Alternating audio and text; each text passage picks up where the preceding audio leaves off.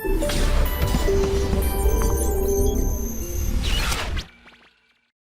प्यारे बच्चों, शुरू करते हैं हीट की श्रृंखला में दूसरा लेक्चर। मैं आपका अमित वर्मा एवी सर। मोटिवेट करते रहिए, है ना, धीरे धीरे, क्योंकि आपके मोटिवेशन से, आपके कमेंट से ऊर्जा मिलती है। बहुत सारे बच्चे, अब मुझे ऐसा लगता है थोड़ा सा कुछ पीछे भी छूट गए हैं। प्लीज़ तैयारी कीजिए, दोबारा उठ खड़े होइए और एक बार प्यारे बच्चों दोबारा से मेरे साथ चलिए, क्योंकि जो लोग साथ चल रहे थे वो अभी भी आगे बढ़िया कर रहे हैं। जो लोग थोड़े हिम्मत हार गए हैं, थोड़ा थक गए हैं, कहीं रुक गए हैं, मैं उनसे कहना चाहता हूँ प्यारे बच्चों, अपने आप को फिर मोटिवेट करो और मोटिवेट करके मेरे साथ चलो। पता भी नहीं लगेगा ये सफ़र कहाँ कैसे निकल जाएगा। क्लियर है प्यारे बच्चों? चलिए ज़्यादा समय ना खराब करते हुए शुरू करते हैं प्यारे बच्चों। Heat transfer. हीट ट्रांसफ़र से 100% एक न एक सवाल जरूर आता है। आइए जरा फटाफट से देखते हैं। सबसे पहले हीट ट्रांसफर मतलब ऑब्वियस है, आप जानते हैं, एक हाई टेम्परेचर की बॉडी को प्यारे बच्चों जब किसी लो टेम्परेचर की बॉडी से कनेक्ट करते हैं तो क्या दिस टेम्परेचर डिफरेंस के कारण दैट समथिंग फ्लोज। उस समथिंग को हमने क्या कहा था पुराने लेक्चर में सर? उसी को हमने क्या कहा था? हीट कहा था। लेकिन अब बेटे, एक बॉडी को दूसरी बॉडी से हीट ट्रांसफर करने का जुगाड़ क्या है? ये तो समझ में आता है कि एक हाई पर है और एक क्या है, लो पर। लेकिन जरा सोचो, इस हाई को लो से कनेक्ट करने का क्या तरीका है? इस कनेक्ट करने के तरीके को ही प्यारे बच्चों हम क्या कहते हैं? हीट ट्रांसफर कहते हैं। And now we will study mode of heat transfer. What is this? Mode of heat transfer, यानी कि हीट ट्रांसफर करने के तरीके, जिसमें पहला तरीका है प्यारे बच्चों जिसे कहते हैं आप कंडक्शन। कंडक्शन मतलब सॉलिड्स के थ्रू, यानी कि इस बॉडी को इस बॉडी से एक सॉलिड चीज के थ्रू जोड़ देंगे, सॉलिड कंडक्टर के थ्रू जोड़ेंगे, तो उससे क्या होगा प्यारे बच्चों? यहां से यहां हीट फ्लो करेगी। इसके अंदर जो रॉड के मॉलिक्यूल्स होते हैं ये क्या करते हैं प्यारे बच्चों? ये केवल वाइब्रेट करते हैं। क्या करते हैं? मॉलिक्यूल्स वाइब्रेट करते हैं और वाइब्रेशन के कारण एनर्जी क्या होती है? एक प्लेस से दूसरे प्लेस पर ट्रांसफर होती है। प्यारे बच्चों, मैंने एक वर्ड लिखा है यहाँ पर, लैग्ड। क्या लिखा है? लैग्ड। लैग्ड का मतलब होता है जो रॉड है वो साइड से कवर्ड है, यानी कि इसका मतलब इधर से कोई हीट ट्रांसफर नहीं होगी, यानी कि केवल हीट किधर से किधर ट्रांसफर होगी? इधर से इधर ट्रांसफर होगी। तो इस बात का ध्यान रखना, अक्सर कहीं वर्ड लैग्ड और अनलैग्ड लिखा होता है। तो लैग्ड का मतलब होता है आपने रॉड का प्रॉपर इंसुलेशन किया है, यानी कि आप हीट को इधर उधर नहीं जाने दे रहे हैं। क्लियर है प्यारे बच्चों? फिर दूसरा जो मेथड है that is what? That is so called as convection. Convection में क्या होता है? फ्लूइड्स के थ्रू अगर हीट ट्रांसफर हो रही है तो फ्लूइड्स के थ्रू जो हीट ट्रांसफर करने का मेथड है प्यारे बच्चों, इसको कहते हैं कन्वेक्शन। और कन्वेक्शन में होता क्या है? जो मॉलिक्यूल्स होते हैं वो हीट को क्या करते हैं प्यारे बच्चों? एक प्लेस से दूसरे प्लेस पर क्या करते हैं? कैरी करते हैं, डेंसिटी के डिफरेंस के कारण। आइए इस पर बहुत बढ़िया चर्चा करेंगे थोड़ी देर बाद, है ना, कि क्या क्या एक्चुअल में होने वाला है। इसमें ग्रेविटी का भी एक इंपॉर्टेंट रोल होता है, डेंसिटी का भी एक इंपॉर्टेंट रोल होता है, और इसमें मॉलिक्यूल क्या करते हैं प्यारे बच्चों? मूवमेंट दिखाते हैं। क्लियर है? तो ये कन्वेक्शन कहलाता है। इसमें जो भी फ्लूइड्स के थ्रू हीट ट्रांसफर हो रहा है उसी को बेसिकली हम लोग क्या कहते हैं? कन्वेक्शन कहते हैं। आपने देखा होगा जो ईगल है बहुत ऊंचाई ऊंचाई तक उड़ता है तो वो कन्वेक्शनल करंट्स को यूज करता है ना। देखेंगे वो सब बातें क्या होती हैं। फिलहाल एक तीसरा इंपॉर्टेंट मेथड है प्यारे बच्चों जिसे कहते हैं radiation. Radiation is nothing but it is the fastest mode of heat transfer. कितनी तेज? सोचो सर, ये स्पीड ऑफ लाइट यानी कि 3 × 10⁸ मीटर पर सेकंड से क्या करता है? ट्रैवल करता है। और सबसे खास बात क्या है? ये ट्रैवल जब करता है तो मीडियम के साथ कोई इंटरवीनिंग नहीं करता, है ना। यानी कि आप सोचो, सन से लाइट आ रही है यहाँ तक, आप बीच में हाथ लगाएंगे तो क्या आपको गर्म लगेगा? नहीं। लेकिन सोचो ये गर्म हो रहा है, यहाँ से हीट आ रही है, बीच में कोई फर्क नहीं पड़ रहा। दूसरी इंपॉर्टेंट बात प्यारे बच्चों, ये इलेक्ट्रोमैग्नेटिक वेव है। इलेक्ट्रोमैग्नेटिक वेव है, इसका मतलब क्या है? वैक्यूम में भी होकर ट्रैवल कर सकती है। यस, यानी कि इसको ट्रैवल करने के लिए किसी मीडियम की आवश्यकता नहीं है। आशा करता हूं प्यारे बच्चों तीनों मोड समझ में आए होंगे। पहला मोड है कंडक्शन, दूसरा कन्वेक्शन और तीसरा क्या है? रेडिएशन। आइए एक छोटे से सवाल से समझते हैं, थोड़ा और कंसेप्चुअली अपने आप को स्ट्रॉन्ग करते हैं। जरा देखें क्वेश्चन में कहना क्या चाह रहा है।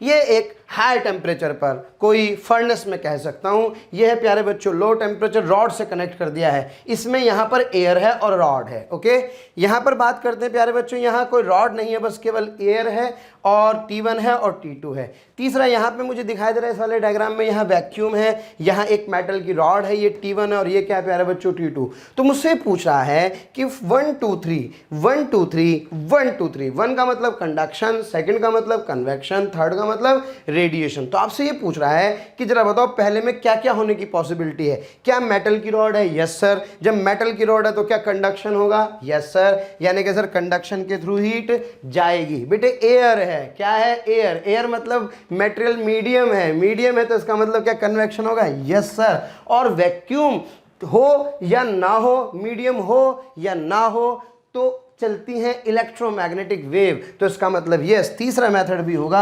यानी कि यहाँ पर जो हीट ट्रांसफर हो वो तीनों मेथड से होगा प्यारे बच्चों। यहाँ कंडक्शन भी होगा, यहाँ कन्वेक्शन भी होगा और यहाँ क्या होगा? तीसरा रेडिएशन भी होगा। आइए यहाँ पे चलते हैं प्यारे बच्चों। यहाँ केवल एयर है, कोई रॉड नहीं है। रॉड नहीं है तो इसका मतलब कंडक्शन नहीं होगा। फर्स्ट मतलब कंडक्शन नहीं होगा प्यारे बच्चों। एयर है मतलब मीडियम है, फ्लूइड है, तो मैं कह सकता हूं कि क्या यहां पर कन्वेक्शन होगा? Yes sir. क्या यहां पर रेडिएशन होगा? Yes sir, here there is a radiation. अब प्यारे बच्चों तीसरा केस देखते हैं। यह वैक्यूम है, मेटल की रॉड है। आपका आंसर आ गया होगा, मेटल की रॉड मतलब कंडक्शन होगा, कोई मीडियम नहीं है, वैक्यूम है, यानी कि इसका मतलब कन्वेक्शन नहीं होगा। लेकिन क्या वैक्यूम है तो वैक्यूम में इलेक्ट्रोमैग्नेटिक वेव तो हो ही सकती हैं। Yes sir. इसका मतलब तीसरी चीज यानी कि देयर इज रेडिएशन। तो इस तरह से मैं बता सकता हूं कि कहाँ कंडक्शन होता है, कहाँ कन्वेक्शन होगा और कहाँ क्या होगा प्यारे बच्चों? रेडिएशन होगा। तो शुरुआत करेंगे कहाँ से? कंडक्शन से, और फिर धीरे धीरे हम लोग आगे बढ़ेंगे। चलिए शुरू करते हैं और स्टार्ट करते हैं प्यारे बच्चों कंडक्शन। कंडक्शन में स्टडी स्टेट, वेरिएबल स्टेट मैं आपको बता दूं, फिर हीट ट्रांसफर में थर्मल रेजिस्टेंस, ओम्स लॉसेस का कंपैरिजन, सर्किट के कुछ सवाल है ना, और बहुत सारी चीज़ें, के इक्विवेलेंट निकालना, सीरीज में, पैरेलल में, जंक्शन लॉ लगाना, बहुत सारी चीज़ें हम फटाफट इसके अंदर पढ़ने वाले हैं। तो आइए शुरू करते हैं प्यारे बच्चों कंडक्शन। तो डियर स्टूडेंट शुरू करते हैं कंडक्शन। बहुत छोटी छोटी सी डेफिनेशन से मैं आपको बता दूं, और हर छोटी छोटी डेफिनेशन से कहीं ना कहीं बड़े प्यारे प्यारे से सवाल बनते हैं। आइए ज़्यादा जल्दी ना करें, भावुक ना हो, है ना, ध्यान से सुने क्या हो रहा है। एक डेफिनेशन में बहुत सारी चीज़ें अपन डिस्कस करने वाले हैं। तो प्यारे बच्चों कंडक्शन की बात करते हैं। कंडक्शन में ये एक रॉड आपको दिखाई दे रही है, इसका टेम्परेचर T1 है, इसका टेम्परेचर T2 है। पहली इंपॉर्टेंट बात, ऐसा कभी नहीं होगा कि जो T1 और T2 है दोनों को जोड़ने पर T1 से T2 तो हीट फ्लो कर रही है, लेकिन करते करते एक समय ऐसा आएगा जब दोनों के टेम्परेचर क्या हो जाएंगे? सेम। बिल्कुल नहीं। क्यों? ये इस तरह का अरेंजमेंट होता है प्यारे बच्चों कि जैसे इसको हमेशा 100 डिग्री सेल्सियस वाटर के साथ रखा जाए और यहाँ पे 0 डिग्री सेल्सियस की प्यारे बच्चों आइस रखी जाए। यानी कि we try to maintain these ends at constant fix temperatures. Okay, हम हमेशा कोशिश करते हैं कि ये एंड हमेशा फिक्स टेम्परेचर पर रहें। यानी कि अगर सोचो इधर से हीट निकल के डाउन होना चालू हो तो इसको गर्म कर दो, लेकिन ये 100 पर ही मेंटेन रहना चाहिए, ये 0 डिग्री पर ही मेंटेन रहना चाहिए। चलो प्यारे बच्चों ध्यान देते हैं। एक और इम्पॉर्टेंट बात फिर मैं आपसे कह रहा हूँ, लेग्ड स्टेट का मतलब है साइड से रॉड कवर है भाई, कॉटन से, वुड से पेंट करके जैसे आपका मन करे ऐसे कवर करें। तो प्यारे बच्चों हीट यहाँ से Q1 आई, Q2 गई पर सेकंड, है ना। Q1 हीट पर सेकंड आने वाली, Q2 हीट पर सेकंड जाने वाली, ये आपको पता है, ये कंडक्शन की बात है। लेकिन इस कंडक्शन में प्यारे बच्चों दो स्टेट्स आते हैं, there is a variable state and there is a study state. बिल्कुल जैसे कैपेसिटर के अंदर, दुनिया की हर चीज़ के अंदर की स्टार्टिंग में थोड़ा सा कुछ और होता है, उसके बाद फाइनली एक स्टेट आती है, फिर कुछ और कहानी बन जाती है, उसके बारे में हम चर्चा करेंगे। तो सबसे पहले बात करते हैं कौन सी स्टेट? Variable state. तो प्यारे बच्चों वेरिएबल स्टेट मतलब शुरुआत, यानी कि जब t बराबर 0 पर आपने इस वाले एंड को गर्म करना शुरू किया तो उस समय क्या होता है प्यारे बच्चों? इस वाले ऑब्वियस है जो पार्ट यहाँ होगा ही, इसके पास इनका टेम्परेचर ज़्यादा होगा, जो इसके पास होगा उसका टेम्परेचर कम होगा। ज़्यादा टेम्परेचर से कम टेम्परेचर की तरफ हीट क्या करेगी? फ्लो करेगी। लेकिन होता क्या है प्यारे बच्चों, इनिशियली जो रॉड का हर पार्ट होता है वो हीट को एब्जॉर्ब करता है। हीट को एब्जॉर्ब करता है तो वो खुद क्या करता है? अपने टेम्परेचर को रेज करता है। इसलिए हर पार्ट का टेम्परेचर अलग अलग तो होगा, अलग अलग तो है ही, होना ही होगा। अगर अलग अलग नहीं होगा तो हीट कैसे ट्रांसफर होगी? इसका मतलब रॉड के हर पार्ट का टेम्परेचर अलग अलग, इस वाले का कम, इस वाले का ज़्यादा, लेकिन ये शुरू में वेरिएबल होगा। यानी कि इसका टेम्परेचर बढ़ेगा, इसका बढ़ेगा, इसका बढ़ेगा, इसका बढ़ेगा, यानी कि each part has different but variable temperature. Clear है प्यारे बच्चों? तो different part is maintained at different but variable temperature. ये किसकी खास बात है? ये वेरिएबल स्टेट की खास बात है। इसका मतलब टेम्परेचर तो अलग अलग ही होगा लेकिन वेरी कर रहा होगा। और प्यारे बच्चों, इस सिचुएशन में अगर एंटर करने वाली हीट Q1 है और एग्जिट करने वाली Q2 है तो Q1 Q2 के बराबर नहीं होगी। Some part of the heat is being absorbed by the rod. कुछ पार्ट ये क्या करेगी? रॉड एब्जॉर्ब कर लेगी, जिसे आप क्या कहेंगे प्यारे बच्चों? QA कहेंगे। So I concluded that Q1 is not equals to Q2। Clear है? यानी कि इसका मतलब जितनी हीट पर सेकंड एंटर कर रही है उतनी हीट पर सेकंड बाहर नहीं निकल रही है। आप ऐसे समझे प्यारे बच्चों, मान लो ये एक रॉड है, अगर 100 जूल पर सेकंड आ रही है, कितने joule per second? 100 joule per second आ रही है, तो जो बाहर निकलने वाली होगी वो कितनी होगी? सर वो 80 जूल पर सेकंड होगी। तो कितनी एब्जॉर्ब हुई? इसका मतलब 20 जूल पर सेकंड एब्जॉर्ब हो रही है। और जो हीट एब्जॉर्ब होगी ऑब्वियस यार वो हर पार्ट का टेम्परेचर बढ़ाएगी ms डेल्टा T से। आशा करता हूँ समझ में आया। फिर प्यारे बच्चों दूसरी स्टेट कहलाती है स्टडी स्टेट। स्टडी स्टेट मतलब अब थोड़ी देर बाद, इनफाइनाइट टाइम बाद, यानी कि अब सेटअप सब सेट हो गया है, इन थर्मामीटर्स की रीडिंग कांस्टेंट हो गई है अब, यानी कि हर पार्ट का टेम्परेचर क्या है? डिफरेंट है, इसका कम इसका ज़्यादा, लेकिन अब ये कांस्टेंट है, अब ये चेंज नहीं हो रहा है। यानी कि रॉड के हर पार्ट का टेम्परेचर अलग अलग but constant, different part is maintained at different but constant temperature. This is called as प्यारे बच्चों, इसी को कहते हैं स्टडी स्टेट। और स्टडी स्टेट में heat enter is equals to heat exit, और कोई भी हीट अब एब्जॉर्ब नहीं होती है। आशा करता हूँ प्यारे बच्चों समझ में आ रहा होगा। अच्छा हुआ क्या होगा? ऑब्वियस है मॉलिक्यूल्स होंगे। पहले इन मॉलिक्यूल्स ने एनर्जी क्या की होगी बेटे? एक एनर्जी ली होगी, एनर्जी लेकर के अपनी इंटरनल एनर्जी बढ़ाई होगी, बढ़ते बढ़ते बढ़ते एक लिमिट से ज़्यादा तो नहीं बढ़ा पाएगा, तो बस अब इनका एम्पलीट्यूड ज़्यादा इनका एम्पलीट्यूड कम, तो पूरी रॉड के अंदर अब एक वाइब्रेशन के कारण एक हीट करंट क्या हो गई है? सेटअप हो गई है। तो इसी हीट करंट को हम लोगों को क्या करना है? स्टडी करना है कंडक्शन के अंदर। क्लियर है प्यारे बच्चों? तो कंडक्शन में दो स्टेट, एक वेरिएबल के स्टेट एक स्टडी स्टेट। वेरिएबल स्टेट में हीट एंटर हीट एग्जिट के बराबर नहीं होती, सम पार्ट एब्जॉर्ब हो जाता है, हर पार्ट का टेम्परेचर अलग अलग बट कांस्टेंट नहीं होता, वेरिएबल होता है। जबकि स्टडी स्टेट के अंदर हीट एंटर हीट एग्जिट के बराबर होती है, हर पार्ट का टेम्परेचर अलग अलग बट क्या होता है? कांस्टेंट होता है। हमें प्यारे बच्चों स्टडी स्टेट ही पढ़ना होगा। इनिशियली हम जो भी केस पढ़ेंगे पहले वो स्टडी स्टेट के ही केस पढ़ेंगे, क्योंकि यही हमारे लिए थोड़ा सा क्या है प्यारे बच्चों? आसान है। तो आइए फटाफट से चलते हैं, स्टडी स्टेट को डिस्कस करते हैं। हाँ बेटे, ये आप देख रहे हैं एक बेसिकली क्यूबिकल ऑब्जेक्ट है ना, जिसकी लेंथ कितनी है? L। ये इसका एरिया ऑफ क्रॉस सेक्शन ये वाला है A। यहाँ से हीट एंटर कर रही है, यहाँ से हीट क्या कर रही है? बाहर निकल रही है। और अपन बात कर रहे हैं कौन से स्टेट की? स्टडी स्टेट की। T1 बढ़ा है किससे प्यारे बच्चों? T2 से। तो हीट ऐसे फ्लो करेगा, ये हीट के फ्लो की डायरेक्शन है। हमेशा ध्यान रखें, heat always flows from high temperature to low temperature. और ये हीट यहाँ से यहाँ फ्लो कर रही है, ये T1 है। तो बेटे जो rate of flow of heat होता है ना, rate of flow of heat, यानी कि पर यूनिट टाइम में इससे कितनी हीट निकल जा रही है, यानी कि यहाँ से चल के यहाँ पहुँचने में कितनी हीट पर सेकंड आ रही है ना, इसे rate of flow of heat बोलते हैं प्यारे बच्चों। The rate of flow of heat is KA T1 - T2 by L। A is the area of cross section, L is the length, T1 - T2 is the temperature difference. और प्यारे बच्चों जो K कहलाता है, this K is basically this is coefficient of thermal conductivity. Okay, जो किस पे depend करता है? मटेरियल के ऊपर डिपेंड करता है ना। इसका एरिया से, लेंथ से और T1 - T2 से, हीट फ्लो से कोई लेना देना नहीं होता। ये केवल मेटल की प्रॉपर्टी होती है। Ag के लिए यानी कि अर्जेंटम यानी कि सिल्वर के लिए सबसे ज़्यादा, फिर कॉपर, फिर ऑरस और फिर एल्यूमिनियम। प्यारे बच्चों याद करने का तरीका है, आज कॉन और आयला, यानी कि आज मतलब Au, कॉन मतलब कॉपर, और मतलब ऑरस और आयला मतलब एल्यूमिनियम। तो इससे आप क्या कर सकते हैं? इस ऑर्डर को याद रख सकते हैं। फिर इसमें एक इंपॉर्टेंट पे आते प्यारे बच्चों यूनिट ऑफ K। K की यूनिट वॉट पर मीटर केल्विन होती है और K की डायमेंशन होती है mLT - 3K - 1।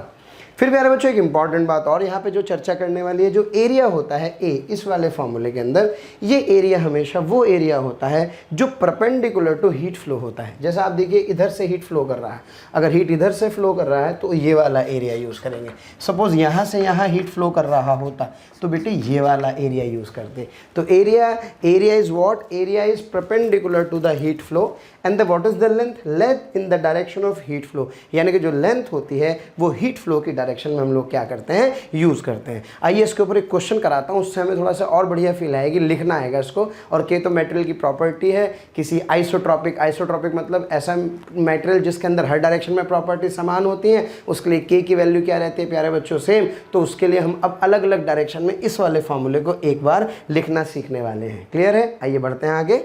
प्यारे बच्चों 3 क्वेश्चन आपके सामने हैं, ध्यान से देखें, बहुत मजा आने वाला है। ये T1 है, ये T2। कुछ लोगों को तो हो सकता है इलेक्ट्रिक करंट के कंसेप्ट भी फंडे क्लियर हो जाए, है ना। बिल्कुल सेम चीज़ें चलने वाली हैं। ये T1 है, ये T2 है। बेटे T1 बड़ा है किससे, T2 से, तो इधर से इधर हीट क्या करेगी, फ्लो करेगी। अब जरा देखो, हाँ जी, ये हीट फ्लो की डायरेक्शन है, तो लेंथ कितनी हो गई सर, लेंथ हो गई A। और एरिया कौन सा होगा सर, ये वाला एरिया होगा। तो सर एरिया कितना होगा सर, एरिया हो जाएगा BC, और लेंथ कितना हो जाएगा बेटे A। तो जो delta Q by delta T है that is equals to K, A की जगह KBC by A T1 minus T2। आओ प्यारे बच्चों यहाँ देखें फटाफट से। इस बार टेम्परेचर ये वाला T1 है, ये T2 है। हीट इधर से इधर फ्लो कर रही होगी। तो स्टडी स्टेट में क्या करेंगे, स्टडी स्टेट में जब यहाँ से यहाँ की बात करेंगे तो यहाँ से यहाँ लेंथ क्या लेंगे सर, लेंथ लेंगे B। और एरिया कौन सा लेंगे सर, ये वाला एरिया, मतलब कौन सा, AC। So in this situation that area is AC and that length is equals to B। So that delta Q by delta T is equals to KAC by B T1 minus T2। Clear है?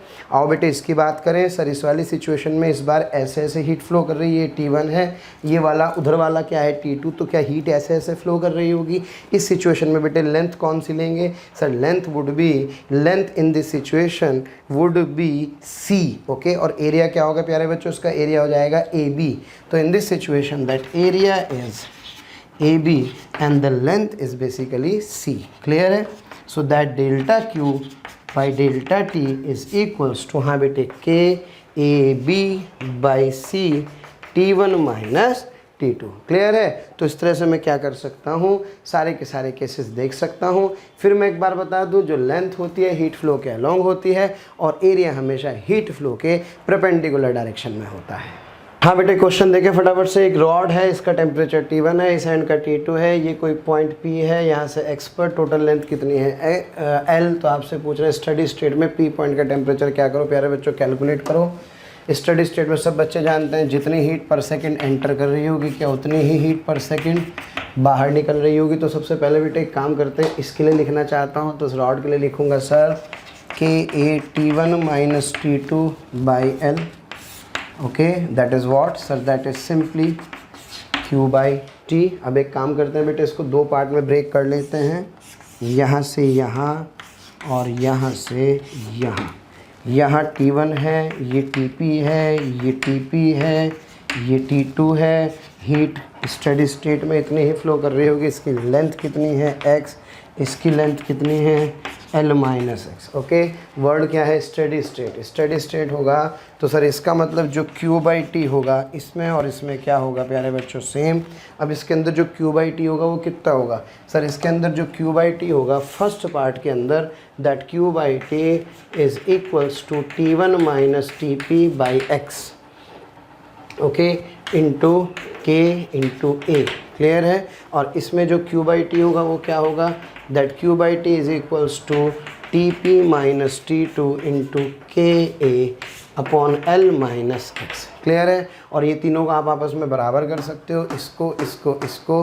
तो मेरे पास आ गया KA T1 minus T2 by L is equals to KA T1 minus T2 by X is equals to T1 minus TP, okay, is equals to KA, हाँ जी, TP minus T2 by L minus X। Clear है प्यारे बच्चों? इन दोनों को simplify करके solve कर लो तो यहाँ से TP निकाल लूँगा। KA क्या हो गए, छम्मा छम्मा हो गए। तो क्या T1 minus T2 by L is equals to T1 minus TP by X आ जाएगा। तो प्यारे बच्चों यहाँ से that TP is equals to हाँ बेटे T1 minus X by L T1 minus T2 आ जाएगा। क्लियर है? और ये किसकी लाइन है, स्ट्रेट लाइन की इक्वेशन है। कैसे, y is equals to C minus mx। तो बेटे ये एक स्ट्रेट लाइन होगी कुछ इस तरह से, x बराबर 0 पर टेम्परेचर कितना है इसका T1 है, और x बराबर L पर इसका टेम्परेचर कितना है बेटे T2 है। जब आप इसमें x को क्या रखेंगे 0, तो x को 0 रखोगे तो T T1 आ जाएगा, और ये इसका ग्राफ होगा। It would be A what sir, it is a straight line. Clear है? तो ये इसका ग्राफ आ जाएगा, इस पॉइंट पे पर टेम्परेचर आ जाएगा। क्लियर है प्यारे बच्चों? आइए करते हैं इसके ऊपर कुछ सवाल। तो बेटे इस क्वेश्चन में स्टडी स्टेट है, ओके। एल लेंथ कितनी है 4 मीटर, पी पॉइंट पर क्या पूछ रहा है, टेम्परेचर पूछ रहा है। तो एक काम करते हैं, शुरू करते हैं फटाफट से। हाँ जी, 100 माइनस TP इंटू के into A divided by length कितनी बेटे सर, लेंथ x यानी कि 1 मीटर इज़ इक्वल्स टू, हाँ बेटे 100 माइनस 0 इंटू के इंटू ए बाई 4। कैसे लिख सकता हूँ? और क्या, देखो के छम्मा छम्मा हो गए, तो क्या 100 minus TP is equals to, हाँ बेटे कितना आ गया sir, this is 25, so that TP is equals to 100 minus 25 यानी कि 75 डिग्री सेल्सियस। क्लियर है प्यारे बच्चों? अब आपसे पूछ रहा है rate of flow of heat. Rate of flow of heat के लिए के भी दिया होगा, तो मान लीजिए क्वेश्चन में इसका जो के है, सपोज दैट इज़ 1 वाट पर मीटर केल्विन। इसलिए टेंशन मत लेना, केल्विन है, पहले बता चुका हूँ। केल्विन हो चाहे डिग्री सेल्सियस हो, एक ही बात है, क्योंकि ये डेल्टा टी है। क्या है बेटे? और डेल्टा टी डिग्री सेल्सियस और केल्विन में क्या होते हैं, हमेशा सेम होते हैं, इसलिए कोई टेंशन लेने की ज़रूरत नहीं है। तो मुझसे पूछ रहा है क्या कहते हैं, rate of flow of heat, तो that delta Q by delta T is equals to, हाँ बेटे के ए T1 minus T2 by L से।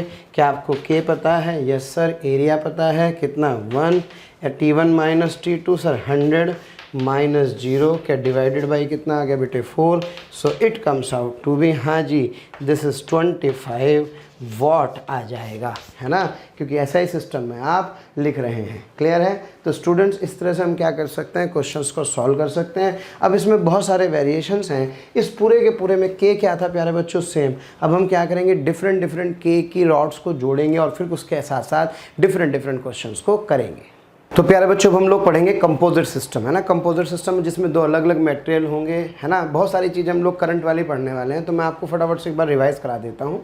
जरा बताओ, अगर इस कंटेनर में H1 हाइट तक वाटर, इसमें H2 तक हो, तो क्या water will flow? Yes sir. कब तक? जब तक कि दोनों के लेवल बराबर नहीं हो जाते। इन द सिमिलर मैनर प्यारे बच्चों, अगर एक बॉडी हाई पोटेंशियल पर है, एक लो पर है, तो इसके कारण क्या फ्लो करता है, चार्ज। क्या फ्लो करता है, चार्ज।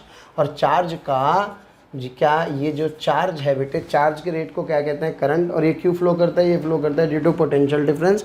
और ओम्स लॉ सब बच्चे जानते हैं, बराबर V बाई आर।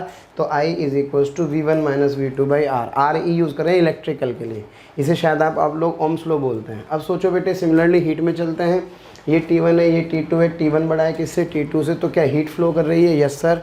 इस कंडक्टर के थ्रू, जिसकी लेंथ कितनी है L, एरिया कितना है प्यारे बच्चों A, तो जो हीट फ्लो है इसको हीट करंट कहेंगे IH। That IH is similarly, हाँ जी, T1 minus T2 by RH। क्यों? क्योंकि सर जो काम यहाँ पोटेंशियल करता है वो यहाँ क्या कर रहा है, टेम्परेचर। तो जरा सोचो, अगर जो काम यहाँ पोटेंशियल कर रहा है वो यहाँ क्या करेगा, टेम्परेचर। तो जो यहाँ पे इलेक्ट्रिकल करंट करेगी वो यहाँ पे क्या करेगी बेटे, थर्मल करंट कर जाएगी। बात खत्म हो गई। इलेक्ट्रिकल रेजिस्टेंस आपको याद होगा, रो L बाई ए। क्या होता है, रो L बाई ए। अच्छा, और जो थर्मल रेजिस्टेंस होता है दैट इज L बाई के। के is the coefficient of thermal conductivity, L is the length and A is the area. देखो कैसे आता है 2 मिनट के अंदर। जब मैंने यहाँ पे IH को लिखा T1 minus T2 by RH, तो इसका मतलब ये वाली जो टर्म है वो क्या है, ये वाली टर्म थर्मल रेजिस्टेंस कहलाती है। इसी को आप ओम्स लॉ कह सकते हैं। तो सीधा से फार्मूलों में जहाँ पोटेंशियल आ रहा है उसको टेम्परेचर से क्या कर सकते हैं, रिप्लेस कर सकते हैं। अब प्यारे बच्चों dQ बाई dt मैं जानता हूँ K T1 minus T2 by L, अभी तो पढ़ा। जब दोनों को कंपेयर कर दिया तो कंपेयर करने पर जो R थर्मल है वो L बाई KA आ जाएगा। बस क्या फ़र्क है दोनों में, सर इलेक्ट्रिकल में होता है यहाँ रो, थर्मल में होता है 1 बाई K। तो आप समझ जाइए कि जो रो है बेसिकली वो 1 बाई के कॉरस्पॉन्डिंग है। वैसे भी ये रजिस्टिविटी होती है, ये कंडक्टिविटी हो जाएगी। क्लियर है? तो बस इतना सा ध्यान रखना है प्यारे बच्चों। यानी कि अब आर थर्मल निकालने के लिए L पता हो, K पता हो, A पता हो, अपना काम चल जाएगा। तो जो काम यहाँ पोटेंशियल का है वो किसका है, यहाँ टेम्परेचर का है। जो काम यहाँ dQ by dt rate of flow of charge है वो यहाँ rate of flow of heat है। क्लियर है प्यारे बच्चों? बाकी सारी कहानी जो कि तू, एक और इम्पॉर्टेंट बात बता दूँ, जो लेंथ होगी वो हमेशा होगी हीट के फ्लो के अलोंग, और एरिया हमेशा हीट के फ्लो के परपेंडिकुलर होगा। क्लियर है? ऐसे बहुत सारे क्वेश्चन करने वाले हैं जिससे भी हम लोग थर्मल रेजिस्टेंस कैलकुलेट करेंगे। बढ़ते हैं आगे।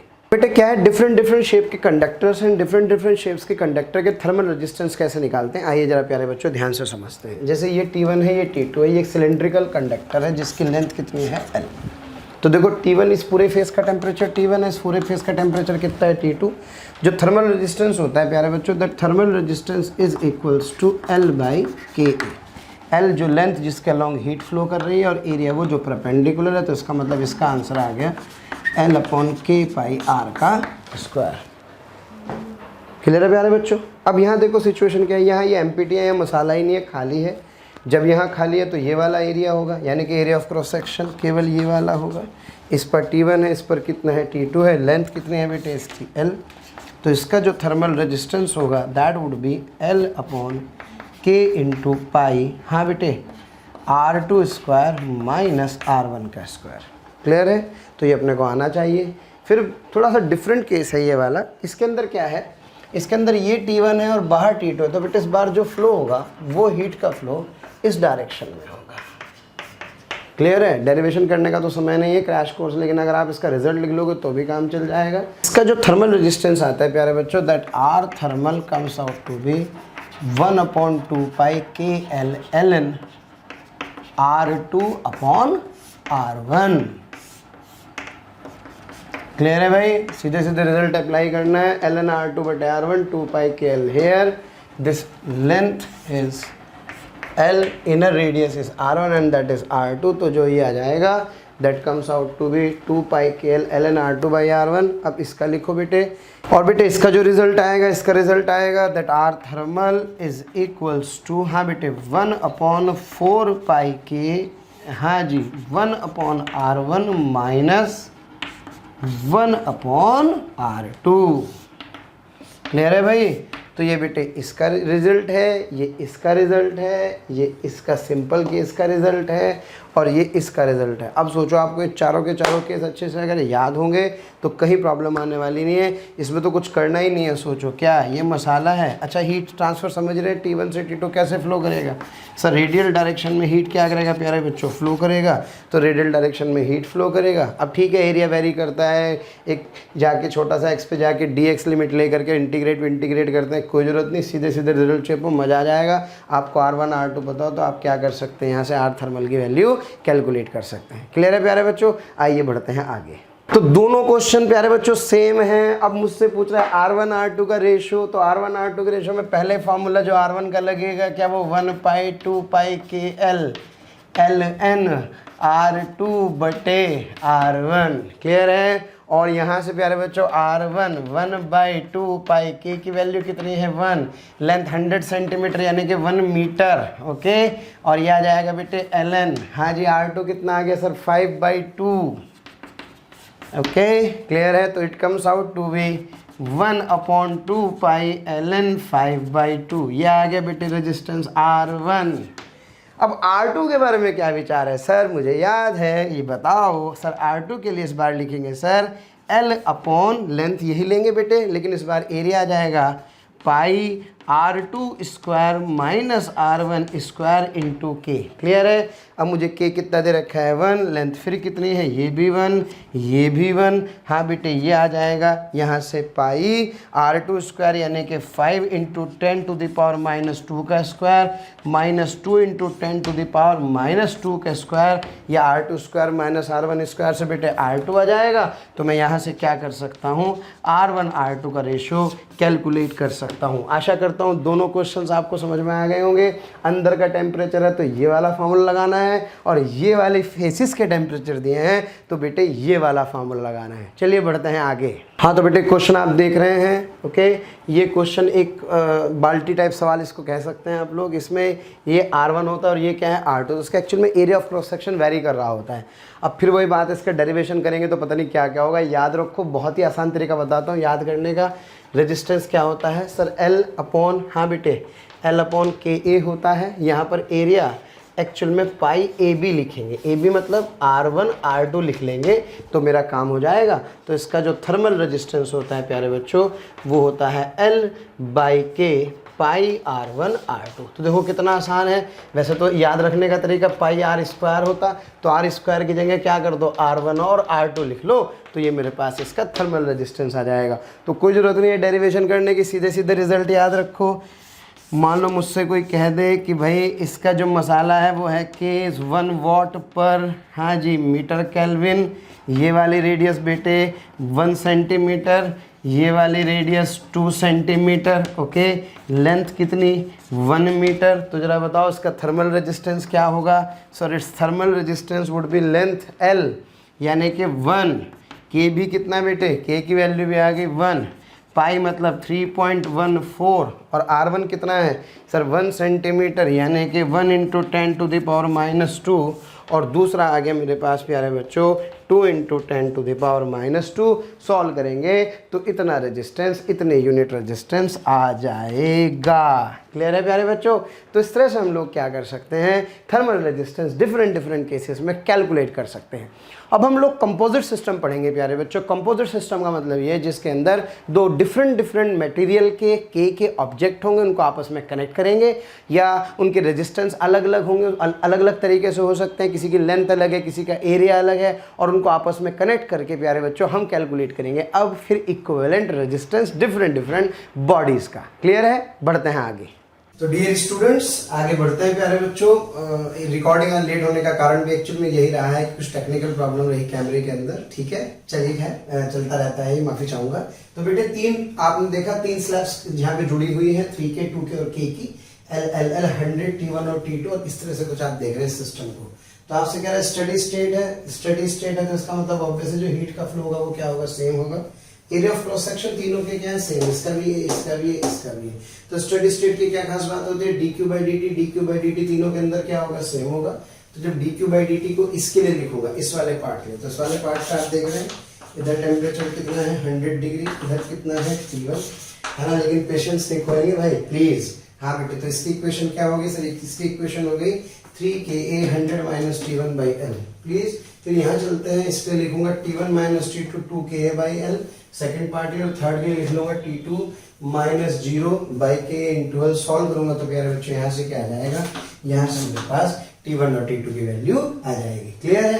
तो बेसिकली कुछ नहीं करना, स्टडी स्टेट है, चाहे K अलग अलग हो चाहे K सेम हो, अगर dQ/dt सेम है तो डिफरेंट K के साथ भी प्रॉब्लम को क्या कर सकते हैं, सॉल्व कर सकते हैं। हाँ प्यारे बच्चों, इस बार ये दो रोड सीरीज में कनेक्टेड है। ये दो रोड कैसे कनेक्टेड है, पैरेलल में कनेक्टेड है। सीरीज और पैरेलल कॉम्बिनेशन बिल्कुल करंट की तरह। जरा बताओ फटाफट से, सीरीज कॉम्बिनेशन में क्या होता है सर, ये R1 होता है और ये क्या होता है प्यारे बच्चों, R2 होता है। और इसका जो R इक्विवेलेंट होता है क्या वो R1 + R2 के बराबर हो जाता है। तो एक काम करो, इन दोनों को क्या बना लो, एक बन जाएगी, तो ये इसका R इक्विवेलेंट आ जाएगा। अच्छा बेटे, इसका कितना है K1, इसका कितना है K2। अब यहाँ पे हम इसका K इफेक्टिव निकालेंगे। अच्छा, जब भी कभी K इफेक्टिव निकालना होता है तो सबसे अच्छा तरीका ये होता है कि दोनों रॉड्स को एक सिंगल कॉम्बिनेशन यानी कि एक सिंगल रॉड यानी कि सिंगल K से रिप्लेस कर दो और सीधे सीधे R इक्विवेलेंट निकाल दो। अब इसकी लेंथ L1, इसकी L2, तो इसकी टोटल लेंथ कितनी आ गई सर, इसकी टोटल लेंथ आ गई L1 + L2। अच्छा, कमाल की बात है, इसकी लेंथ L1 थी, इसकी कितनी थी बेटे, L2 थी। और एरिया तो क्या होगा, A ही होगा, इसका एरिया A होगा, इसका एरिया भी क्या होगा, A होगा।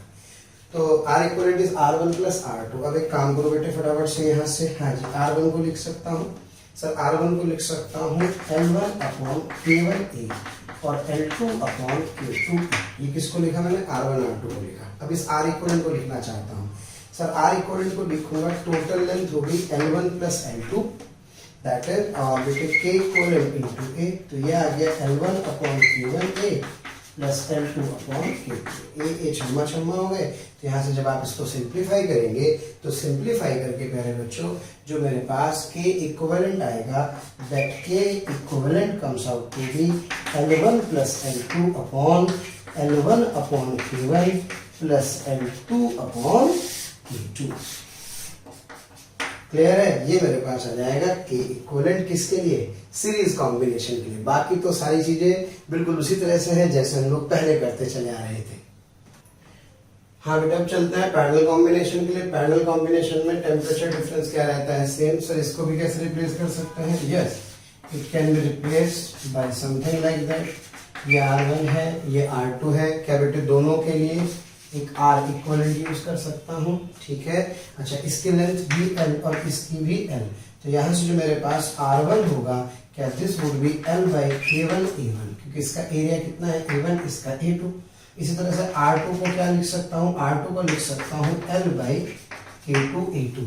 अब बेटे दोनों को एक बनाना है, तो दोनों को एक बनाएंगे तो इस रॉड का जो एरिया ऑफ क्रॉस सेक्शन है वो कितना हो जाएगा, A1 प्लस A2, है ना। सोचो दोनों को जब जोड़ेंगे तो एरिया ऑफ क्रॉस सेक्शन तो A1 प्लस A2 हो गया, लेंथ कितनी रही, L ही रही, और K इफेक्टिव माना K हो गया। तो यहाँ से जो R इक्विवेलेंट होगा, that R equivalent is equals to L upon yes K equivalent A1 plus A2। और बेटे पैरेलल कॉम्बिनेशन में रिजल्ट क्या होता है sir, 1 by R equivalent is equals to 1 by R1 plus 1 by R2। बेटे यहाँ से इन सब की वैल्यू उठा के यहाँ रखेंगे, तो that K equivalent comes out to be K1 A1 plus K2 A2 upon A1 plus A2 आ जाएगा। क्या क्लियर है बेटे? अच्छा, एक और इम्पोर्टेंट बात, इसके अंदर करंट I1 जाएगी, इसके अंदर करंट I2 जाएगी। वो तो बाकी तो ठीक है, आप लोगों को सर्किट वाले क्वेश्चन भी बढ़िया से समझ में आते हैं, उनको आप अप्लाई कर सकते हैं, जनरलाइज कर सकते हैं, sigma KI upon sigma AI। Clear है? और इसको भी प्यारे बच्चों जनरलाइज कर सकते हैं, that K equivalent is equals to sigma LI upon sigma LI upon KI। Clear है? तो ऐसे हम सीरीज और पैरेलल कॉम्बिनेशन के लिए K इक्विवेलेंट निकाल सकते हैं। हाँ बेटे, सीरीज कॉम्बिनेशन में 3 रॉड से क्या निकालना है, K इक्विवेलेंट। आओ फटाफट से K इक्विवेलेंट निकालते हैं sir. K equivalent is equals to बेटे L1 plus L2 plus L3 upon, हाँ जी, L1 upon K1 plus L2 upon K2 plus L3 upon K3। तो यहाँ से जो K इक्विवेलेंट आ जाएगा, हाँ बेटे sir, L plus 2L plus 2L, okay, L upon ये आ जाएगा K, हाँ बेटे L अपॉन 2K, और यहाँ से आ जाएगा मेरे पास 2L अपॉन 2K, और ये है कितना, सॉरी ये है K बाई 2। ठीक है, तो सॉल्व कर लेंगे तो यहाँ से क्या आ जाएगा प्यारे बच्चों, K इक्विवेलेंट आ जाएगा। और जब मुझसे पूछ रहे R इक्विवेलेंट, तो R इक्विवेलेंट के लिए क्या करो, टोटल लेंथ कितनी हो गई सर, टोटल लेंथ हो गई L plus 2L upon K effective into A। तो यहाँ से मेरे पास R इक्विवेलेंट भी आ जाएगा। क्लियर है? तो कुछ भी कर सकते हैं, K इक्विवेलेंट डायरेक्ट निकाल के R इक्विवेलेंट निकाल लो, या R इक्विवेलेंट से क्या निकाल लो, K इक्विवेलेंट कैलकुलेट कर सकते हैं। ओके बेटे, बढ़ते हैं आगे। बेटे एक सिलेंडर है जिसकी लेंथ L है, जिसकी इनर रेडियस R है, बाहर वाले 2R है, इधर टेम्परेचर इस इंटरफेस का T1 है, इसका क्या है T2, और अंदर वाले मेटेरियल का K1 है और बाहर वाले मेटेरियल का K2 है। आपसे कह रहा है K इक्विवेलेंट इसका क्या करो, कैलकुलेट करो। तो देखो सबसे पहली बात तो ये समझो कि एक्चुअल में 2 सिलेंडर हैं जो ऐसे कनेक्टेड है, तो उसको ऐसे बनाओ। सबसे पहले क्या करोगे, 3 लाइन है ना, एक तो बनेगा ऐसे और एक बनेगा ऐसे, ऐसे बोले तो कुछ ऐसे, है ना बेटे। ये है होलो जिसकी इनर रेडियस R और एक्सटर्नल रेडियस 2R, और इसकी R, इसका मसाला K1 और इसका मसाला K2, ये T1 ये T2 ये T1 ये T2। तो बेटा ऐसे सोचो तो दोनों के टेम्परेचर सेम है, तो एक्चुअल में ये 2 रेजिस्टेंस हो गए पैरेलल कॉम्बिनेशन में, बस सवाल खत्म। यानी कि सर इसका रेजिस्टेंस R1 और इसका रेजिस्टेंस कितना बेटे, R2। अब R1 बता दो फटाफट से सर। R1 होगा L अपॉन K बोले तो K1, और सर पाई R का स्क्वायर, है ना बेटे।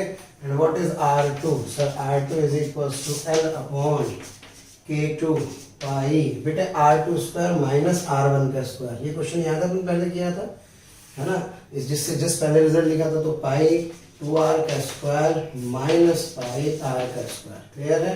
तो यानी कि it comes out to be L by K2, हाँ जी, L by K2 3 pi R का स्क्वायर। क्लियर है? यहाँ से R1 आ गया बेटे, R2 आ गया। क्या मैं जानता हूँ 1 upon R equivalent is equals to 1 upon R1 plus 1 upon R2। R1 R2 की वैल्यू रख दो भैया उठा करके सर, L बाई K1, हाँ बेटे पाई R square plus L by K2 3 pi R का स्क्वायर। अब एक काम करो, इन दोनों सिलेंडर को एक बना दो, है ना। इन दोनों सिलेंडर को इसका जब इक्विवेलेंट बनाओगे तो क्या इसके इक्विवेलेंट में ये आ जाएगा, जिसका K इक्विवेलेंट किया रहा और जिसकी रेडियस कितनी हो गई 2R, लेंथ कितनी हो गई L। तो इसका आर इक्विवेलेंट क्या होगा सर? इसका जो आर इक्विवेलेंट होगा that R equivalent is equals to, हाँ बेटे, that R equivalent is L upon K equivalent pi 2r का होल स्क्वायर। बस मजा आ गया, उठा के यहाँ रख दो बेटे। तो 1 upon K equivalent pi into 4r square is equals to, हाँ बेटे, k1 pi r square plus l by k2 3 pi r का स्क्वायर। ये भी l है और ये भी कितना है बेटे? सॉरी उल्टा लिख दिया भाई। हाँ जी सर, ये आ जाएगा, ऊपर चला गया बेटे, के equivalent into pi into 4r square by l। हाँ जी k1, ये सब ये हो गया उल्टा, कोई दिक्कत नहीं सर, ये हो गया बेटे k1। हाँ जी k1 r1 ये रहा k1 pi r square by l। हाँ बेटे आगे k2, ये आ गया मेरे पास sir 3 pi r square by l। देखो बेटे छम्मा हो गए, पाई r स्क्वायर जुड़ गए, तो यहाँ से जो k इक्विवेलेंट होगा that is 1/4 k1 plus 3 k2। जब आप इसे सॉल्व करेंगे तो सॉल्व करके यहाँ से जो k इक्विवेलेंट आएगा this comes out to be 1/4 k1 plus 3 k2। This would be the answer. Clear है बेटे?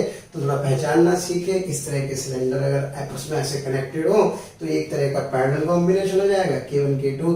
के इफेक्टिव निकालना है तो पहले क्या करेंगे, आर इक्विवेलेंट का फॉर्मूला लगाओ और आर इक्विवेलेंट का फॉर्मूला लगा करके के इक्विवेलेंट निकाल लो। क्लियर है? बढ़ते हैं आगे बेटे। जंक्शन लो, इसका टेम्परेचर T1, इसका T2, इसका T3, जंक्शन का टेम्परेचर Tm, ये resistance R1 R2 R3। Clear है प्यारे बच्चों? अच्छा मान लो ये T1 बड़ा है इससे Tm से, और T2 बड़ा है प्यारे बच्चों Tm से, और T3 छोटा है इससे Tm से। हीट करंट हमेशा हाई टेम्परेचर से लो की तरफ फ्लो करती है, तो इसका मतलब सर ये करंट I होगी I1, ये करंट होगी I2 और ये करंट कितनी होगी I3। तो जंक्शन लो क्या कहता है सर? ये कहता है कि आने वाला करंट I1 प्लस I2 का सम किसके बराबर होगा? I3 के बराबर होगा। अब बेटे I1 लिखना चाहता हूँ, है ना? I1 मतलब simple sir Ohm's law V/R की जगह sir T1 minus Tm by R1। So simple. तो यहाँ से I1 कितना होगा सर? I1 हुआ T1 minus Tm by R1। हाँ बेटे T2 minus Tm by R2 ये वाला, और तीसरे वाला sir is equals to Tm minus T3 by R3। Clear है? अब ये तो ठीक है, ऐसे हमने लिख दिया। अब इसको जनरलाइज करो बेटे। तो क्या जनरलाइज करेंगे तो सर ये आ जाएगा T1 minus Tm by R1, T2 minus Tm by R2 और प्लस T इधर चला गया भाई, ये उल्टा आ गया, तो क्या T3 minus Tm by R3 बराबर 0। लो जी, अब बेसिकली इसको ऐसे समझना है कि सारे करंट का सम कितना करना है? 0। अब इसका अप्लाई करने का तरीका समझो। अब देखो अच्छा, इसमें अगर मैं Tm को इधर लिख लूं तो क्या Tm minus T1 by R1 लिख सकता हूँ, Tm minus T2 by R2 लिख सकता हूँ, plus Tm minus T3 by R3 लिख सकता हूँ। और बेटे तीनों का सम किसके बराबर कर देना है? 0 के। ये सबसे बढ़िया तरीका है, ये दिमाग में लगाना है। ऐसे आई वैसे गई, क्या होगा? कुछ नहीं होगा। मान लो मुझसे कह रहा है क्वेश्चन में कि भाई जंक्शन का टेम्परेचर कितना है? Tm। देखो मैं आपको इसका तरीका बताता हूँ लिखने का कि एक्चुअल में इसको लिखना कैसे है ना? अब ये देखो कितना आसान है, Tm minus T1, Tm minus T2, Tm minus T3, और सबका सम किसके बराबर? 0 के। तो जरा बताओ कि Tm निकाल सकता हूँ कि नहीं? आराम से आप क्या कर सकते हैं, जंक्शन का टेम्परेचर कैलकुलेट कर सकते हैं। तो बेटे इसको अप्लाई करने का तरीका समझे। मान लो मुझे इस तरह से ये T1 है, ये T2 है, ये T3 है, और ये क्या कह रहा है बच्चों? T4। और इसे मान लो T। अप्लाई करने का तरीका समझना है ना? इसका रेजिस्टेंस R1, इसका R2, इसका R3 और इसका R4। हाँ बेटे, सबसे पहले Tm को सबसे ज्यादा टेम्परेचर पर मानते हैं। तो ये I1 हुआ, ये I2 हुआ, ये I3 हुआ, ये I4 हुआ। कभी गलत नहीं होगा सवाल, ध्यान रखना, खूब पूछा जाता है इसके ऊपर। अब देखो क्या Tm minus T1 by R1, yes sir, plus Tm minus T2 by R2, plus Tm minus T3 by R3, plus Tm minus T4 by R4 is equals to 0। जब आप इसे सॉल्व करेंगे तो यहाँ से क्या आ जाएगा, यहाँ से प्यारे बच्चों Tm आ जाएगा। अब सोचो ये I1 की वैल्यू है भाई, ये करंट ही तो कौन सी करंट है, I1 करंट है ना। अगर आपने इसकी वैल्यू को सॉल्व किया और ये निगेटिव आ गई, क्या आ गई, निगेटिव। भाई अब यहाँ पे I1 क्या लिखोगे सर, मैं I1 को लिखूंगा Tm minus T1 by R1। अब जरा सोचो अगर I1 निगेटिव आ गया तो डायरेक्शन यूं कीजिएगा, यूं है, बात खत्म। यानी कि सारे क्वेश्चन में ऐसे ही करना है। पहले सबसे पहला काम Tm निकाल लूंगा, Tm के बाद करंट की डायरेक्शन जब पूछेगा तो करंट की डायरेक्शन निकालने का क्या जुगाड़ है, करंट की डायरेक्शन निकालने का तरीका ये सीधे सीधे इसमें वैल्यू पुट कर दो, ये I1 है, ये I2 है, ये I3 है, ये क्या प्यारे बच्चों I4। अगर मैं आपसे कहूं कि ये वाली टर्म निगेटिव आ गई तो निगेटिव का मतलब क्या हुआ, निगेटिव का मतलब वो ये छोटा ये बड़ा, ये बड़ा, तो उसका मतलब करंट यूं की जगह इधर जा रही होगी, बात खत्म। क्लियर है, आइए करते हैं क्वेश्चन। हाँ बेटे Tm की वैल्यू क्या करनी है, कैलकुलेट करनी है। तो Tm की वैल्यू कैलकुलेट, इसका डिस्टेंस 2r, इसका r, इसका 3r और इसका r। तो इक्वेशन क्या लिख सकता हूँ सर, Tm माइनस 100, हाँ बेटे, by r plus Tm minus 75, Tm minus 75 by r plus Tm minus, हाँ जी बेटे, 50 बाई 3r और plus Tm minus 25 by R is equals to 0। Clear है प्यारे बच्चों, आप इसको सिंप्लीफाई कर लेंगे, सिंप्लीफाई करके आपके पास क्या आ जाएगा, सीधे सीधे Tm की वैल्यू आ जाएगी। आशा करता हूँ समझ में आ रहा होगा। करते हैं बेटे अगला सवाल। हाँ बेटे, find Tm and current in different branches है। इसको Tm मानूं तो sir Tm minus 0 by R है ना भाई, ऐसे ऐसे ऐसे। क्लियर, आगे बोलो बेटे, plus Tm minus 100 by 2r और ये आ गया sir Tm minus 50 by 2r is equals to कितना बेटे, 0। जब आप इसको सॉल्व करेंगे तो सॉल्व करने के बाद जो Tm आ जाएगा that comes out to be 37.5 degree Celsius. Clear है प्यारे बच्चों। अब यहाँ पे जो पहला करंट आएगा I1, जिसे आपने इसको I1 कहा, तो I1 की वैल्यू कितनी होगी सर, 37.5 बाई R। क्लियर है। फिर प्यारे बच्चों मुझे इसकी वैल्यू लिखनी है, इसकी इसे I2 कहूँ, तो ये वाला जो करंट है Tm माइनस 100 बाई 2 वाला आपने इधर माना है। अब आपको तो निगेटिव आएगा, यस सर, I2 आएगा sir Tm minus 100 by 2r और Tm कितना है 37.5 माइनस 100 बाई 2r। जो भी आएगा सॉल्व करके आएगा तो निगेटिव ना, तो इसका मतलब ये डायरेक्शन इधर की बजाय किधर है, इधर की तरफ। क्लियर है, तो ऐसे सॉल्व करके आगे बढ़ जाएंगे। करते हैं अगला सवाल। हाँ बेटे, 3 रॉड्स आपको दिखाई देनी है, ये और आपसे क्या कह रहा है, Tm निकालने के लिए बोल रहा है। इस वाली रेड रॉड की लेंथ तो L है, लेकिन इसका जो K इक्विवेलेंट है वो कितना है, वो 3K। इस वाली की कितनी है 12, इसका K, और इसकी लेंथ कितनी है L और ये है 2K। तो बेटे सिंपल सा सवाल हो गया, यस सर, क्या ये बेटे 3 बार बन गई है। ओके, इसका टेम्परेचर क्या कहूँ, T1, इसका बेटे T3, इसका T2 और इसका T1। हाँ जी, क्वेश्चन बोलिए सर। Tm, इसका रेजिस्टेंस क्या कहूँ बेटे, R1, इसका R2 और इसका R3। तो क्या Tm minus T1 by R1, Tm minus T2 by R2 plus Tm minus T3 by R3 is equals to 0। अब बेटे R1 की वैल्यू लिख लो फटाफट से। सर यहाँ जो R1 होगा यानी कि ये that R1 is equals to, हाँ बेटे, 2L बाई Ka हो जाएगा। R2, ये रहा R2 की वैल्यू कितनी हो जाएगी सर, L बाई 2Ka हो जाएगी। और जो R3 होगा क्या बेटे, वो L बाई 3Ka हो जाएगा। क्लियर है। R1, R2, R3 की वैल्यू रख देंगे तो सॉल्व करेंगे तो that Tm comes out to be, standard question है बेटे, T1 plus 4T2 plus 6T3 upon 11, this is the answer. Okay, तो इस तरह से प्यारे बच्चों हम क्या कर सकते हैं, इस तरह से जंक्शन लॉ के कुछ क्वेश्चंस कर सकते हैं। प्यारे बच्चों, कुछ टेक्निकल कारण के कारण आज थोड़ा सा व्यवधान रहा है ना, लेकिन अगले लेक्चर में मैं कोशिश करूंगा कि अगला लेक्चर थोड़ा सा बड़ा होगा और उस लेक्चर में जो ये लेक्चर थोड़ा बहुत रह जाता है उसको हम लोग वहाँ पे जोड़ेंगे जिसमें रेडिएशन बाकी है। और अगले टर्न में हम लोग प्यारे बच्चों चर्चा करेंगे काइनेटिक थ्योरी ऑफ गैसेस के कुछ स्पेसिफिक फार्मूलाज के बारे में, और साथ ही साथ थर्मोडायनेमिक्स में efficiency of cycle, Carnot engine और रेफ्रिजरेटर, जिन पे ज़्यादा से ज़्यादा सेगमेंट पूछा जाता है। और प्लीज़ रेडिएशन में अगले टर्न का लेक्चर बहुत इंपॉर्टेंट है, मिस ना करें। बहुत बहुत धन्यवाद आप सभी का, thanks for the patience. Okay.